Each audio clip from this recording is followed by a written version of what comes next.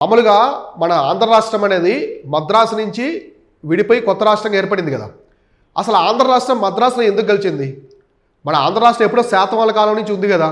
ఈ తెలుగు మాట్లాడే ప్రాంతాలు మద్రాసులో కలిపినటువంటి మహానుభావుడు ఎవరంటే, మన భారతదేశాన్ని బ్రిటిష్ వాళ్ళు పరిపాలించేటప్పుడు 1798లో లార్డ్ వెల్లస్లీ ఉంటాడనమాట.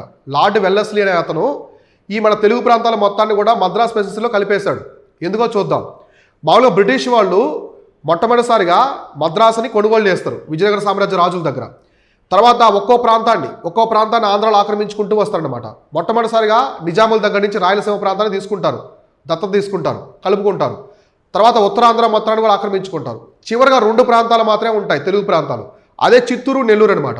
చిత్తూరుని ఆక్రమించుకుంటారు, ఇక మిగిలింది నెల్లూరు ఒకటే. ఆ నెల్లూరు ప్రాంతాన్ని కూడా బ్రిటిష్ వాళ్ళు తమ రాజ్యంలో కలుపుకుంటారు. అంటే ఇప్పుడు ఎంటైర్ ఆంధ్ర మొత్తం కూడా ఎవరి కింద ఉంది? బ్రిటిష్ వాళ్ళ సామ్రాజ్యంలో ఉంది. అప్పుడు వీళ్ళు ఏం చేశారంటే మద్రాసు నుంచి పరిపాలన చేస్తూ ఉంటారు. కాబట్టి తెలుగు ప్రాంతాల మొత్తాన్ని కూడా మద్రాసులో కలిపేశారనమాట. మద్రాసులో ప్రెసిడెన్సీలో విలీనం చేయడం జరిగింది.